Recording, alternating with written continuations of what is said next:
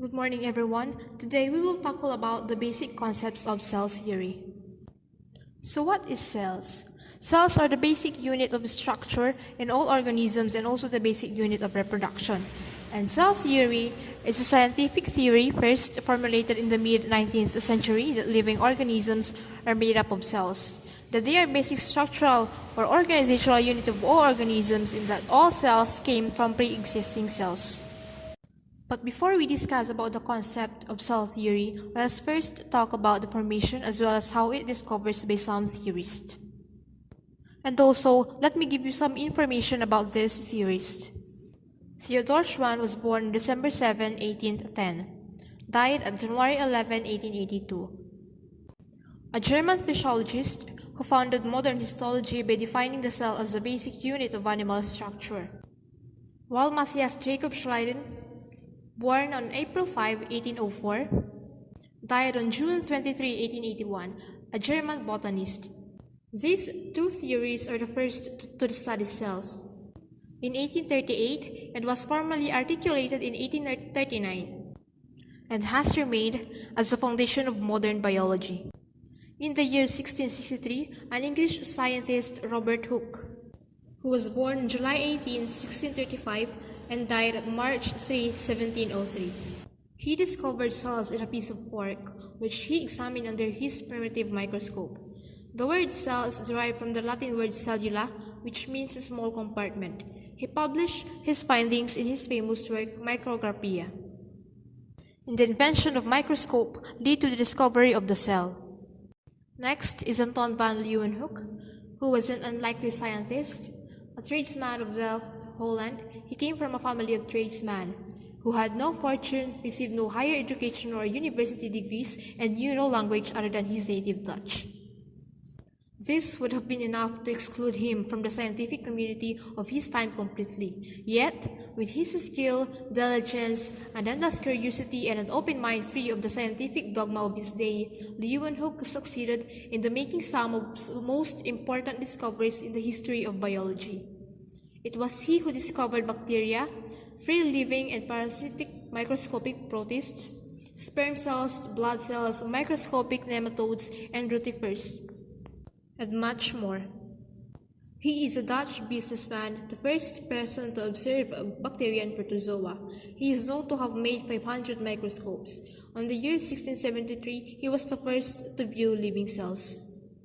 While Lawrence Oken, also called Lawrence Oken-Fast, who was born on August 1, 1779, and died at August 11, 1851, a German naturalist, philosopher, and microscopist.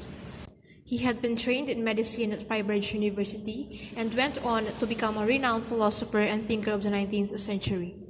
It is reported that in 1805, Oken stated that all living organisms originate from and consist of all cells, which may have been at first a statement of a cell theory.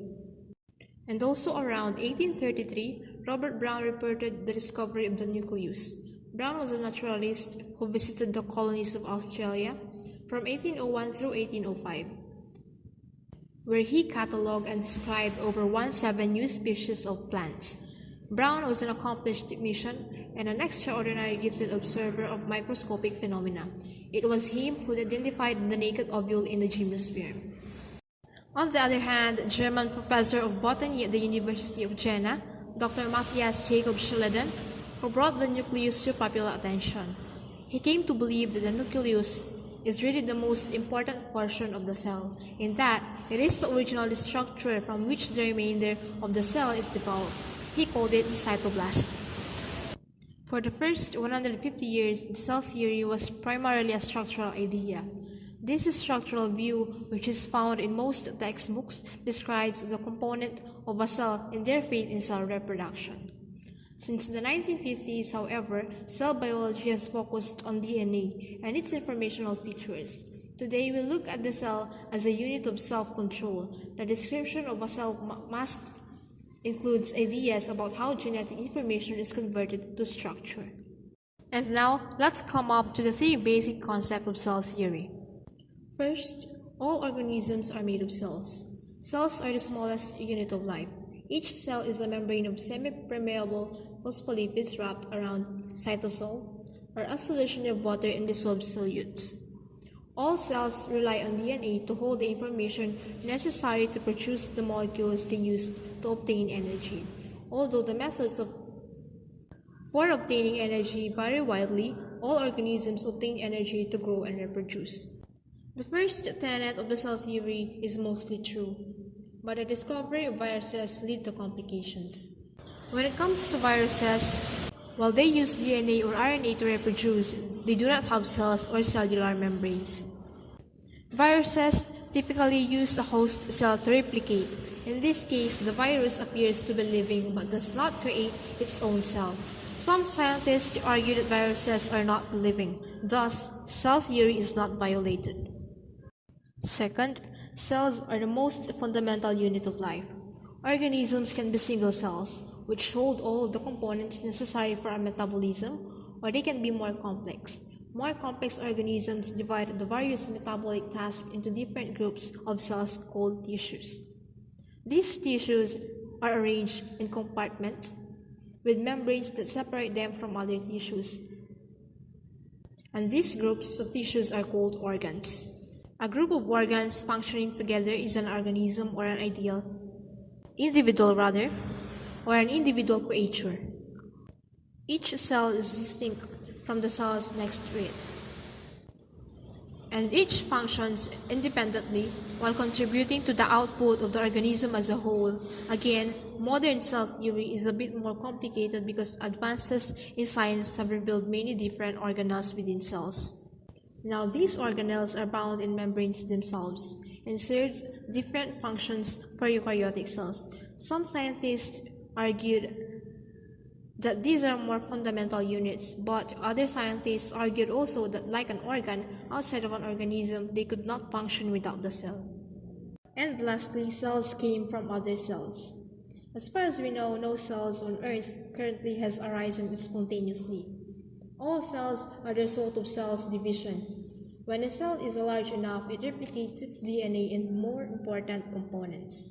These components can then be divided into two daughter cells, which are copies of each other.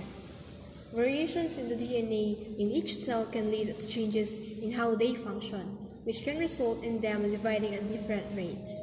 The cell that reproduces more than the other cells will pass on more of its DNA. The purpose of every cell or organism is to reproduce the DNA in cells. This third tenet of cell theory has yet to be disproven.